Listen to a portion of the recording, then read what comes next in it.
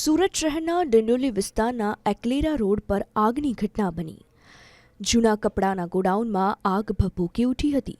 જોતજોતામાં તો આગે વિકરાળ સ્વરૂપ ધારણ કરી લીધું। અડધી રાત્રે લાગેલી આગ સવાર સુધી બેકાબૂ દેખાઈ હતી। આગમાં કાપડનો મોટો જથ્થો બળીને ખાખ થયો હોવાની માહિતી સામે આવી છે। જોકે આગ કયા કારણોસર લાગી તે અકબંધ છે। સુરત શહેરના ડિંડોલી એકલેરા રોડ પર આગનો બનાવ બન્યો છે। દ્રશ્ય જોઈ શકાય છે કે આ એકલેરા રોડના છે। આગ લાગવાની સાથે જ ફાયરની ટીમ જે છે અહીં આવી પહોંચી હતી અને તાત્કાલિક આગ પર પાણીનો મારો ચલાવીને કાબૂ મેળવવા પ્રયાસ કરવામાં આવ્યો હતો। જોઈ શકાય છે કે એકલેરા મુખ્ય રોડ છે અને રોડની લગોલગ આ ખુલ્લા મેદાનમાં વેસ્ટેજ કાપડનો જથ્થો આવેલો છે અને મોડી રાત્રે 2:50 આ આગનો બનાવ બન્યો હતો। ડિંડોલી અને વિસ્તારની ટીમો જે છે અહીં આવી પહોંચી હતી અને સતત આગ પર પાણીનો મારો ચલાવીને જે છે કાબુ મેળવવા જે છે પ્રયાસ કરવામાં આવ્યો હતો। હાલ પણ જોઈ શકાય છે અનેક ભાગમાં આગ યથાવત જોવા મળી રહી છે અને ફાયર દ્વારા જે છે સતત પાણીનો મારો જે છે ચલાવવામાં આવી રહ્યો છે।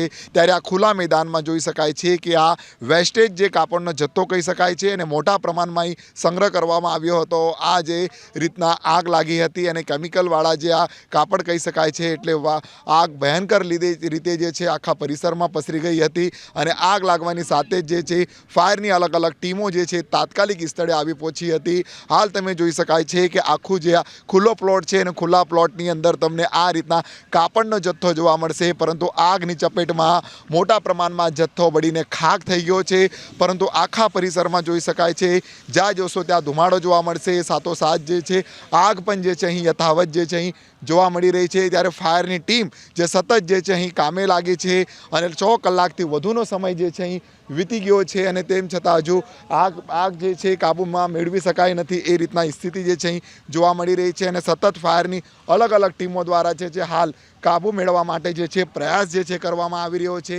ત્યારે કહી શકાય છે કે આ કયા કારણોસર લાગી એ હજુ જાણી શકાયું નથી, પરંતુ આગની ચપેટમાં લાખો રૂપિયાનો માલ સામાન બળીને ખાખ થઈ ગયો છે। ત્યારે બીજી બાજુ કોઈ જાનહાનિના સમાચાર નહીં। પ્રશાંત ડિવરે, જી મીડિયા, સુરત।